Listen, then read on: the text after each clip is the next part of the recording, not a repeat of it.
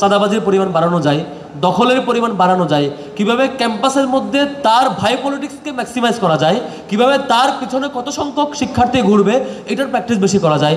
এই অঞ্চলের রাষ্ট্র ব্যবস্থা নষ্ট করলো, এই অঞ্চলের শিক্ষা ব্যবস্থা ধ্বংস করে দিল, এই অঞ্চলের টোটাল সিস্টেমটা নষ্ট করে নতুন করে এই অঞ্চলের মানুষকে দাস বানিয়ে ছাড়লো, এই অঞ্চলের মানসিক চিন্তা চেতনা কলোনিয়াল মাইন্ডসেট তৈরি করলো, যার মধ্য দিয়ে আমরা একটা অধপতনের চূড়ান্ত শিখরে গিয়েছি, আজকে যেখানে এসে ঠেকেছি। এবং এখন আমরা তাদেরকে আইডল মানতে শুরু করছি, অথচ আমরা ভুলে গিয়েছি এই অঞ্চলের মানুষরা আমরা সব কিছুর উন্নত শিখরে ছিলাম, সব কিছুর এই সকল জ্ঞান বিজ্ঞানের সকল সভ্যতার অন্যতম চূড়ান্ত লেভেলের ধারক এবং বাহক ছিলাম আমরা। এবং আমরা আজকে পিছিয়ে গিয়েছি। আজকে স্বাধীনতার এত বছর পার হওয়ার পরে এই অঞ্চলের স্বাধীন জাতি হিসেবে আমাদের অন্যতম বড় করণীয় ছিল আমাদের সেই হারানো গৌরব ফিরিয়ে নেওয়া। আমাদের করণীয় ছিল আমাদের এই ইয়তদেরকে, এই স্টুডেন্টদেরকে, আমার সকল শিক্ষার্থীকে এই জাতির জন্য উপযোগী করে গড়ে তোলা। ছাত্র শিবিরের মতো একটা ছাত্র সংগঠন যদি তার একটা ছোট্ট ব্রাঞ্চ যদি এই লেভেলের রোবোটিক ফেস্ট করতে পারে, রাষ্ট্রের এটাকে অনেক বড় লেভেলে নিয়ে যাওয়া উচিত। রাষ্ট্রের দায়িত্ব হলো এখান থেকে শিক্ষা নিয়ে সেটি স্কুল এবং একদম জেলা পর্যায়ে কীভাবে ম্যাক্সিমাইজ করা যায় এবং শিক্ষার্থীদের কীভাবে শেখানো যায়।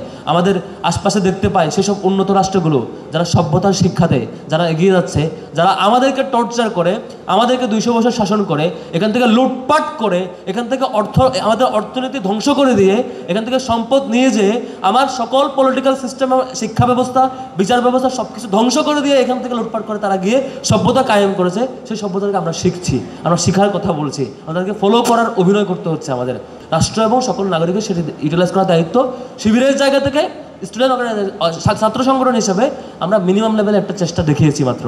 ছাত্র শিবিরের জায়গা থেকে ছাত্র শিবির আপনারা দেখে থাকবেন এবছর ডাকসু, চাকসু, জাকসু নির্বাচন হয়েছে, আরও অসংখ্য পলিটিক্যাল ইভেন্ট গিয়েছে। এই সব কিছু পলিটিক্যাল ইভেন্টকে ছাপিয়ে ছাত্র শিবিরের মূল ফোকাস ছিল শিক্ষার্থীদের নিয়ে কাজ করা। আপনি দেখে থাকবেন প্রত্যেকটা শাখা পর্যায়ে সকল A+ প্রাপ্ত শিক্ষার্থীকে সংবর্ধনার আওতায় নিয়ে আসা হয়েছে। সকল A+ পান নাই, রেজাল্ট খারাপ হয়েছে, তাদেরকে কাউন্সেলিংয়ের আওতায় নিয়ে আসা হয়েছে। সকল পর্যায়ে নবীনবরণ প্রোগ্রাম এবং ক্যারিয়ার গাইডলাইন প্রোগ্রাম হয়েছে সারা দেশের সকল পর্যায়ে। আপনি দেখে থাকবেন যে জাতীয় পর্যায়ে সায়েন্স ফেস্ট হয়েছে, আজকে একটা শাখার উদ্যোগের রোবোটিক ফেস্ট হচ্ছে। আবার দেখে থাকবেন যে 26 সাল এখনো আসে নাই, সেটার প্রকাশনা উৎসব হয়েছে, সকল ক্যাটাগরির প্রকাশনা। অর্থাৎ একটা শিক্ষার্থীকে যত ক্যাটাগরিতে যতভাবে ডেভেলপ করা যায়, ছাত্র শিবিরের জায়গা থেকে আমরা সকল পর্যায়ে সেটা করে যাচ্ছি শিক্ষার্থীকে তৈরি করবার। কিন্তু দুর্ভাগ্য, এদেশের রাজনৈতিক জনগোষ্ঠী, এদেশের সিলেক্টিভ স্টুডেন্ট অর্গানাইজেশনগুলো তারা চেষ্টা করে একে অপরের পিছুটান কীভাবে দেওয়া যায়, কীভাবে বাজে কাজগুলোতে প্র্যাকটিস করা যায়। দেখবেন ইন্টারনাল এবং এক্সটার্নাল কম্পিটিশন হইলেও যে কীভাবে চাঁদাবাজির পরিমাণ বাড়ানো যায়, দখলের পরিমাণ বাড়ানো যায়, কিভাবে ক্যাম্পাসের মধ্যে তার ভাই পলিটিক্সকে ম্যাক্সিমাইজ করা যায়, কিভাবে তার পিছনে কত সংখ্যক শিক্ষার্থী ঘুরবে এটার প্র্যাকটিস বেশি করা যায়। আমরা ডাকসুতে নির্বাচিত হওয়ার পরে ঘোষণা দিয়েছিলাম যে আজকে নির্বাচন হয়েছে, আজকে রেজাল্ট হয়েছে, এখন এর পরে কোনো ধরনের বিজয় মিছিল হবে না, আমরা এখানে ভাই পলিটিক্স করতে আসি নাই। এখানে শিক্ষার্থী তার পড়াশোনা করবে, আমাদের জায়গায় কাজ হবে তাদের ফ্যাসিলিটিসকে ম্যাক্সিমাইজ করা, তাদেরকে ফ্যাসিলিটেট করা, লিমিটেশনগুলোকে অ্যাড্রেস করা। ছাত্র শিবিরের জায়গা থেকে আমরা সেই চেষ্টা করছি, স্ব শাখার জায়গা থেকে সারা দেশে চেষ্টা করছে।